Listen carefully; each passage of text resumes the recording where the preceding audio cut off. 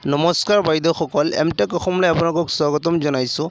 বাইদেউসকল মই যোৱাকালি এটা ভিডিঅ' বনাইছিলোঁ অংগনৱাড়ীত নিযুক্তি সম্পৰ্কে, বিশেষকৈ তত্ত্বাৱধায়ক পদৰ বাবে নিযুক্তি সম্পৰ্কে মই এটা ভিডিঅ' বনাইছিলোঁ আৰু সেই ভিডিঅ'টো বনোৱাৰ পিছত কনফিউজন হৈছিলে যে নিযুক্তি প্ৰক্ৰিয়াটো কেনেকুৱা হ'ব আৰু কোনে কোনে ইয়াৰ বাবে আবেদন কৰিব পাৰিব।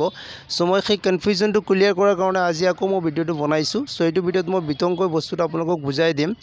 চ' বাইদেউসকলে ইয়াত মেইনলি আপোনালোকক কৈছে যে তত্ত্বাৱধায়ক মানে হৈছে ছুপাৰভাইজাৰ, চিম্পল। আৰু ইয়াত কৈছে আপোনালোকৰ মুঠ তত্ত্বাৱধায়ক পদৰ বা ছুপাৰভাইজাৰ পষ্টৰ 25% বিপৰীতে নিযুক্তি প্ৰদান কৰা হ'ব। মানে যিকেইটা টোটেল পোষ্ট আছে সেই পোষ্টৰ বা পদৰ বৰ্তমান 25%হে নিযুক্তি প্ৰদান কৰা হ'ব।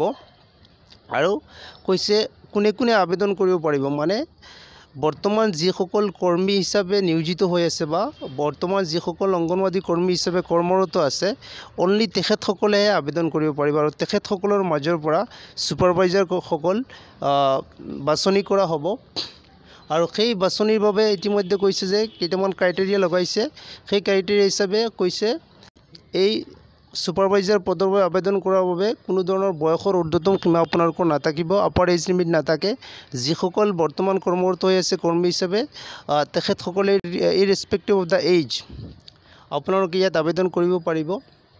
আৰু লগতে কৈছে যিসকলে আবেদন কৰিব তেখেতসকল এটা MCQ ফৰ্মেটত এক্সাম হ'ব, সেই এক্সামত বহিব লাগিব আৰু তেখেতসকলৰ কম্পিউটাৰ দক্ষতাও পৰীক্ষা কৰা হ'ব।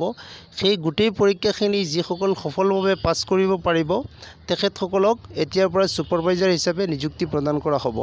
চ' বাইদেউসকল আশা কৰিছোঁ আপোনালোকৰ ক্লিয়াৰ হৈছে, মানে কোনো ধৰণৰ নতুন কেণ্ডিডেটে এপ্লাই কৰিব নোৱাৰে। যিসকল বৰ্তমান কৰ্মী হিচাপে কৰ্মৰত হৈ আছে তেখেতসকলেহে অনলি ইয়াত এপ্লাই কৰিব পাৰিব আৰু তেখেতসকলৰ মাজৰ পৰা ছুপাৰভাইজাৰ বাছনি কৰা হ'ব। সেই গোটেই প্ৰক্ৰিয়াখিনিৰ জৰিয়তে মানে কম্পিউটাৰ দক্ষতা পৰীক্ষা কৰা হ'ব আৰু MCQ ফৰ্মেটত এক্সাম হ'ব। সেই পৰীক্ষাখিনি সফলভাৱে সম্পন্ন যিসকলে কৰিব পাৰিব তেখেতসকলেহে নিযুক্তি লাভ কৰিব। চ' আশা কৰিছোঁ বাইদেউসকল আপোনালোকৰ কনফিউজনটো ক্লিয়াৰ হৈছে। চ' আপোনালোকৰ দিন শুভ হওক। জয় অসম।